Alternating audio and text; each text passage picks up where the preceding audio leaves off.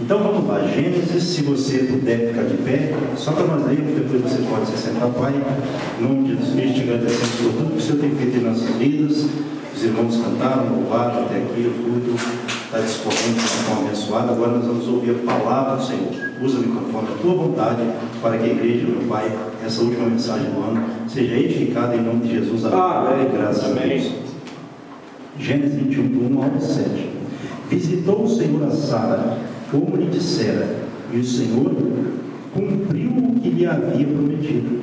Sara concebeu e deu à luz um filho a Abraão, na sua velhice, no tempo determinado de que Deus lhe falara. Ao filho que lhe nasceu, que Sara lhe dera à luz, pôs Abraão o nome de Isaque. Abraão circuncidou a seu filho Isaque, quando este era de 8 dias, segundo Deus lhe havia ordenado. Tinha Abraão 100 anos, quando lhe nasceu Isaque, seu filho. E disse Sara: Deus me deu motivo de riso, e todo, melhor dizendo, aquele que ouvir isso, vai rir-se juntamente comigo. E acrescentou: quem teria dito a Abraão que Sara amamentaria um filho? Pois na sua velhice lhe dei um filho. Amém. Amém. A igreja pode se sentar. Irmãos, essa é uma promessa que nós conhecemos, né? De onde também Deus, ele começou a cumprir aquilo que ele havia prometido a Abraão. Antes dele ser Abraão, ele era Abraão. E Deus fez uma promessa, nós sabemos, né? Qual foi a promessa que ele fez a Abraão? Ele seria pai de multidões. Mas como estrela no céu. A sua descendência seria como o pó da terra e como as estrelas, né? E pode-se contar o pó da terra e as estrelas? Não tem como. Mas para que a promessa de Deus se cumprisse, Abraão teve que obedecer o que Deus falou. Sai da tua terra e da tua parentela. Ou seja, o que Abraão tinha que ter saído ali naquele momento que Deus falou? Da casa de seu pai. Quem pode e lembra disso? Motivo pelo qual Deus disse para ele sair da casa de seu pai. Um dos grandes motivos ali, porque o pai dele não era uma pessoa temente a Deus. Ele tinha outros deuses, né? Pai pagão. Então havia idolatria na casa de Abraão. Exatamente. O pai dele era idólatra. Então, para Deus cumprir a promessa dele na vida de Abraão, a primeira coisa que Deus falou, em outras palavras, sai da casa de teu pai, porque aí não vai dar para mim cumprir a promessa que eu tenho para ti. Então Deus, ele já, o primeiro hebreu da história, já teve que sair da casa dele. Agora, é normal a pessoa ter que sair da casa dela? Não, mas quando há uma necessidade para Deus cumprir uma promessa, a pessoa tem que sair de qualquer lugar que Deus ordene ela sair, o que a palavra diz, aquilo que entra em contradição com o plano de Deus.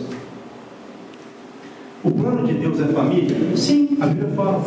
Mas no caso de Abraão, não era o plano de Deus. Pastor, então, o que levou 25 anos para acontecer, o motivo está aí. Exatamente. Então, Deus fez a promessa e Abraão tinha quantos anos?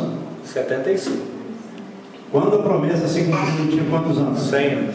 Demorou? 25 anos. Exatamente. Meus irmãos, Deus, você vai ver tanta coisa. Quando Abraão sai ali, ele leva Ló com ele vai ao Egito por causa da fome, né? Que houve. Então Abraão foi, e Abraão era um homem bem controlado. Ele não era pobre não, tá? Ainda tem essa questão, ele era rico. Só que houve fome e ele teve que ir para o Egito, uma terra que era temível ali naquele momento. E ele vai e mente para não ser morto, dizendo que a sua mulher era sua irmã, para não morrer. E Deus, Ele é tão maravilhoso que Ele tinha essa promessa na vida de Abraão, e Ele sabia, Deus, disso, que Abraão não mentiu porque ele era um mentiroso. Pelo contrário, Abraão é o pai da fé. O Abraão se tornou o pai da fé. Então mentira não casa com Abraão. Ele mentiu naquele momento ali, mas foi aquela mentira circunstancial. Autodefesa. Exatamente. E tem pessoa que às vezes se vale daquele momento circunstancial de Abraão para poder falar que mentia normal em determinada situação. Não, isso faz parte da vida, não. Pastor, mas lá em Gerar também ele mentiu de novo, e Deus livrou ele de novo, mas circunstancialmente. Então, Abraão não era mentiroso. Foi algo que ocorreu de percurso, e ele não se apegou àquilo. Até porque, se fosse uma mentira maliciosa, Deus teria exaltado ele no Egito, ele teria saído de lá bem, mais rico do que ele entrou, e também assim aconteceu em Gerar. Ele saiu bem, mais rico do que entrou. Então Deus abençoou Abraão, não porque ele mentiu, mas porque ele se viu apertado. Outra coisa, irmãos, tem situação que não dá nem para você pensar, mas você tem que agir rápido. Então Deus sabe todas as coisas. É o mesmo caso de Raabe. A pessoa chega e fala assim: uma vez eu vi um rapaz falar, Raabe mentiu, era uma mentirosa, era ela isso e aquilo. Não, Raabe, ela mentiu para preservar os espias de Deus, porque ela temeu a Deus, mas aquilo foi circunstancial, até porque ela se tornou uma mulher de Deus, né? Mas o que eu quero trazer para os irmãos aqui é que a gente observa um detalhe que eu queria também passar para os irmãos. Quando Abraão ele sai, leva Ló com ele, logo na sequência dos fatos, o que aconteceu? Que promoveu a separação dos dois. Quem lembra? Houve briga entre os pastores de Abraão. Exatamente. Houve briga entre os pastores de Abraão e os pastores de Ló. Então Abraão foi ali, vamos dizer assim, quase que ele se viu no dever de ter que falar com Ló: você vai escolher ir para um lugar e eu vou para o outro. Escolhe para onde você vai. E Ló, o que ele viu? É interessante esse fato. Ele viu a campina do Jordão, e a Bíblia fala que era ela como o jardim do Senhor, o Éden. Provavelmente é uma referência de tão bela que era aquela campina. Quando Ló vê a campina, ele se afeiçoou. Ele foi pela visão. Só que a bênção estava com Abraão.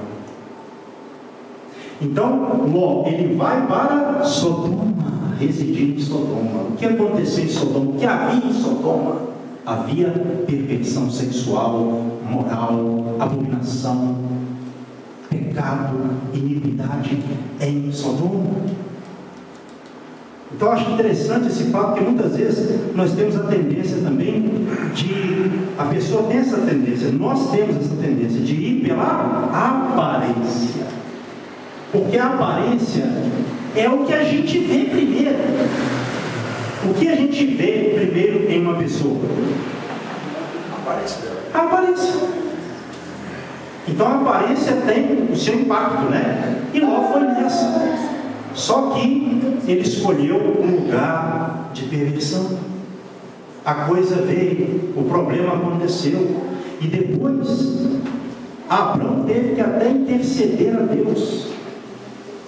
Ele intercedeu, mas Deus fez com que acontecesse o pior.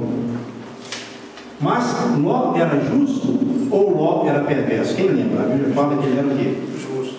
Justo. Ele era um justo, mas foi para o lugar errado.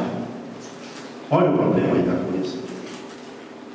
Foi para o lugar errado, e lá ele viu tudo aquilo que ele viu naquele lugar, conviveu com aquela perversão toda, a ponto da abominação, do pecado de Sodoma e Gomorra.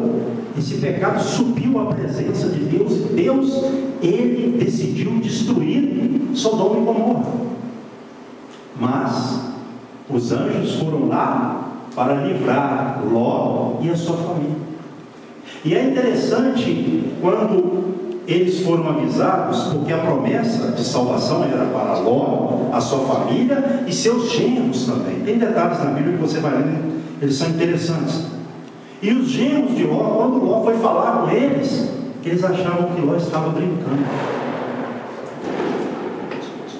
Porque eles acharam que Ló estava brincando, eles perderam a salvação e morreram no fogo e enxofre que Deus fez chover sobre Sodoma e Gomorra. Então muitas vezes você fala uma coisa para a pessoa acha que você está brincando. É interessante porque olha só o que está no capítulo 19, se você puder acompanhar, versículo de número 15. Logo na sequência, em que o texto diz que os genros de Ló acharam que ele estava brincando, o verso 15 do capítulo 19 de Gênesis diz assim, ao amanhecer, apertaram os anjos com Ló, verso 15, capítulo 19, levanta-te, toma a tua mulher e as tuas 2 filhas, que aqui se encontram, para que não pereças no castigo da cidade.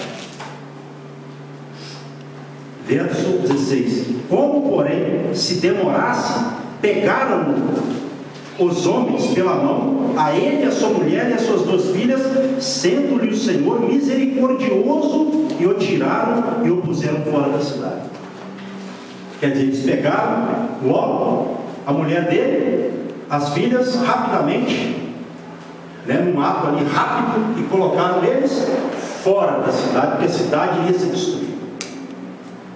Então, irmãos, a gente não vai conseguir salvar todo mundo. Essa é a mensagem. Eram genros de Ló, mas foram condenados. Ló estava lá, vamos dizer assim, pelejando com eles, mas aí eles tiveram que ser tirados rapidamente pelos anjos. Então nem todo mundo a gente vai poder salvar. Essa é uma mensagem. É uma mensagem que nós podemos entender aqui também como será os últimos dias. Eu estou fazendo aqui uma certa comparação. Não vai dar para salvar todo mundo. A gente tem que ter percepção do que Deus quer. Então Ló teve que sair às pressas ali, juntamente com a sua mulher e com as suas filhas, porque aquelas cidades foram destruídas totalmente. E houve um outro problema que nós conhecemos. Eles tinham tanta afeição por Sodoma, que o que foi dito da parte do Senhor? Para não olhar para trás, nem ele, nem sua esposa, nem suas filhas. Mas a mulher de Ló, ela ainda estava com... Ela saiu de Sodoma, mas Sodoma não saiu do seu coração. Esse é o problema. Não usa muito essa expressão, Israel saiu do Egito, mas o Egito não saiu do coração de Israel. Usa-se essa expressão para muitas pessoas na Bíblia. Então, quando aquela mulher, ela desobedece a ordem do Senhor e olha para trás, ela tornou-se numa estátua de sal. E Jesus, lá na frente, ele disse o quê? Lembrados da mulher de Ló. Essa dimensão. Lembrai-vos da mulher de Ló. Jesus fala isso num contexto de fim dos tempos, salvação e condenação. Lembrai-vos da mulher de Ló. O que nós entendemos com essa parte da mensagem? Nós temos a promessa da salvação. Amém. Mas nós não podemos ficar parando a nossa vida para olhar o A, o B, o C. Às vezes, pessoas que até vão ser uma isca do inimigo para a gente perder a visão, perder a direção. Isso acontece muito. Então a gente tem que caminhar com o Senhor e não olhar para trás. Amém. Aquele que coloca a mão no arado e olha para trás não é apto para o reino de Deus. Quando você você está caminhando com o Senhor, você tem problemas. Às vezes você tem que dar uma parada, você tem que resolver um problema ou outro, é lógico. Mas quando o problema ele está comprometendo, entrando em contradição com a sua caminhada com o Senhor, você tem que deixar o problema para lá e continuar caminhando, olhando para o Senhor, que é o autor e consumador da nossa fé. Para que nós não pegamos a salvação, é mensagem de salvação. Pastor Guilherme, nós estamos contendo mensagem de salvação para nós, sim. Por isso que Jesus lembrou. Falou para que eles lembrassem dela. E é para a nossa mensagem também, irmãos, quem começa a caminhar com Jesus não pode ficar parando. Problemas nós temos, não adianta. Problemas vêm, entra ano, sai ano. Às vezes a gente vê assim algumas propagandas, né, de igrejas, não que isso seja necessariamente errado e tal, mas todo ano é o quê? Esse ano que vai entrar, o ano da colheita, é o ano da vitória, é o ano disso, é o ano daquilo. Não que Deus não faça, Deus faz. Mas nós, irmãos, a cada ano que passa, nós estamos mais próximos da nossa salvação. Ou não. Não é o que nós vamos ganhar. É o ano da chave da vitória, das portas abertas, meus irmãos. A porta é Jesus Cristo. E quem entra por essa porta, entra e achará pastagens, a Bíblia fala. É isso, ele vai entrar e você vai achar pastagem. Ele é a porta, quem achou Jesus já achou a porta. Não tem essa questão de virada, essas coisas, são muitas delas, não vou dizer todas, quem sou eu, muitas dessas coisas são ilusões, para mexer com a cabeça da pessoa, às vezes até para tirar dinheiro da pessoa. É campanha disso, campanha daquilo, todo ano tem isso. A nossa campanha é uma só: seguir Jesus Cristo para um dia morar no céu. Essa é a nossa campanha. Eu não preciso de nada além disso. Eu tenho que caminhar com Jesus. Eu tenho que viver na renúncia necessária e caminhar com Jesus. Se eu fizer isso, eu já dei conta do recado.